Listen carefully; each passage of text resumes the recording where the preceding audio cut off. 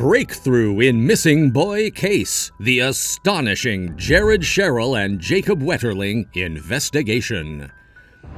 In a quiet town, a mystery lay buried for nearly 3 decades. The disappearance of Jacob Wetterling. This is the tale of Jacob's family, the bravery of survivor Scheierl, and the chilling confession that unraveled the enigma, providing closure to a long-standing puzzle.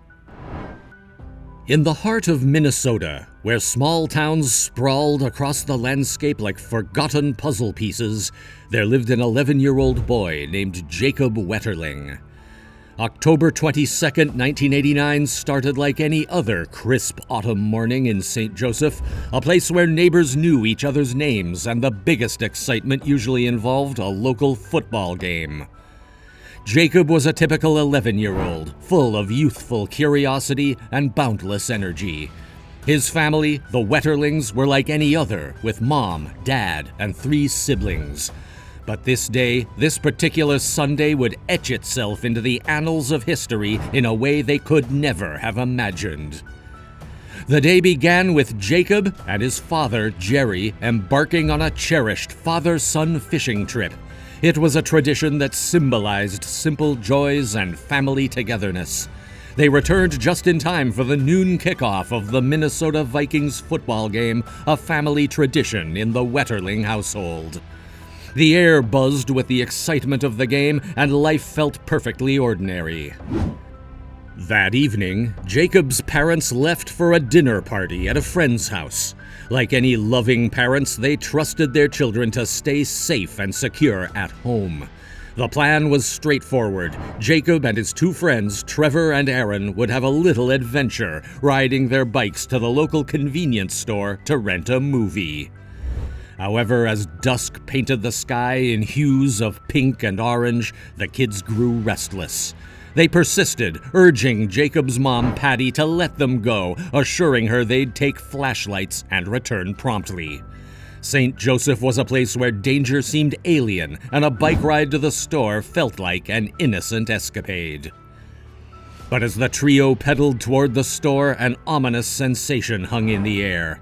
Aaron, one of Jacob's friends, noticed something unsettling, a rustling in the tall grass along the road. It sent shivers down his spine, and his unease deepened when he saw a flash of metal, a gun.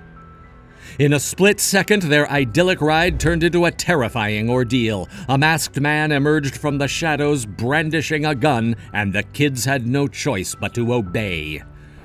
The man forced them off their bikes and into a ditch, the muzzle of his gun a grim reminder of the danger they faced. He demanded they lie down in the grass, their flashlights extinguished, and threatened to shoot them if they didn't comply. Paralyzed by fear, they obeyed. Trevor, one of Jacob's friends, was the first to be released. The man ordered him to run into the woods, his life depending on his speed. Aaron was next, given the same chilling ultimatum. Jacob, only 11 years old and alone with their captor, felt the weight of his friend's fate as they disappeared into the night. The desperation and fear that gripped Trevor and Aaron as they sprinted through the woods were unimaginable. They longed to hear Jacob's footsteps behind them, but there was only silence. Jacob and their captor had vanished into the darkness, leaving the 2 friends haunted by the echoes of that nightmarish encounter. Back at home, the Wetterlings' world shattered when they received the phone call that every parent dreads. Their children were safe, but Jacob was gone. Trevor and Aaron were shaken to their core, bearing witness to an unimaginable crime that would send shockwaves through their tight-knit community. Years passed, but the mystery of Jacob Wetterling's disappearance remained unsolved, haunting the minds of everyone in St. Joseph and far beyond. Jacob's face was etched into the collective memory, a constant reminder of the boy who had vanished without a trace. Amid the ongoing search for answers, an unexpected glimmer of hope emerged. It wasn't from law enforcement or seasoned investigators, but from an unlikely source, a curious blogger named Joy Baker. She stumbled upon the story of Jacob Wetterling and was instantly drawn to it, like an unsolved puzzle begging to be deciphered. Joy's pursuit of the truth led her down a winding path of research, deep into the archives of old newspaper articles and dusty records. As an outsider to law enforcement, she had a unique perspective and an unrelenting determination.